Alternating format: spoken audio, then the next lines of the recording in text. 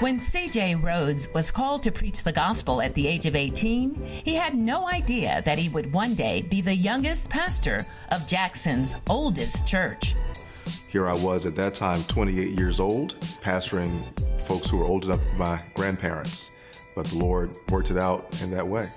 Dating back to 1835, Mount Helm has a rich tradition of worship, witness, and service to God and humanity. This historic church has persevered for nearly 200 years.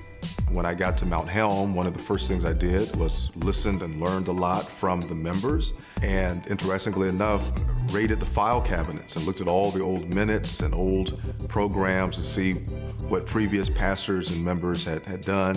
So I learned as much as I could. I became a sponge, and while seeking to lead them into the future, wanted to make sure that they understood that they were a part of that future.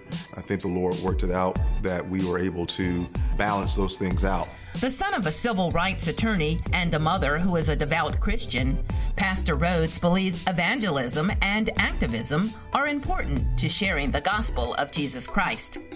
I believe that spiritual growth and social justice are kind of one and the same, that the gospel message is ultimately about personal salvation and social transformation. And so social justice and peace and equity and education and criminal justice, I think all of these are things the scriptures speak to, and especially we in the pulpit need to be speaking to as well.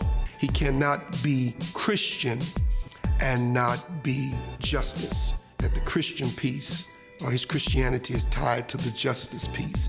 And if you ignore injustice, then for him, he questions your Christianity. And I celebrate that, and I agree with it. Under Pastor Rhodes' leadership, Mount Helm continues to be a voice and beacon of hope in the community. The church has hosted many public forums on legislation, social injustices, and other economic and moral issues affecting Mississippi.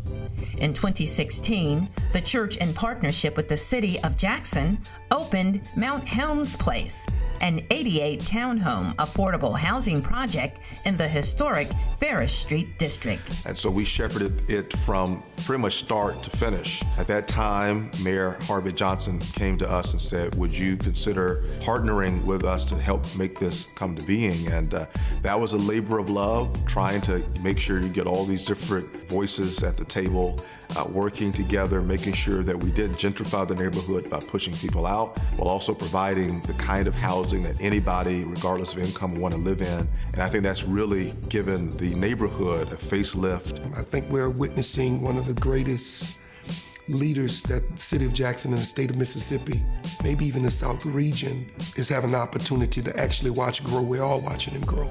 He's so intelligent, he's so anointed, he's so gifted, he can go anywhere and be successful. But I believe God ordained him to be in Jackson, Mississippi.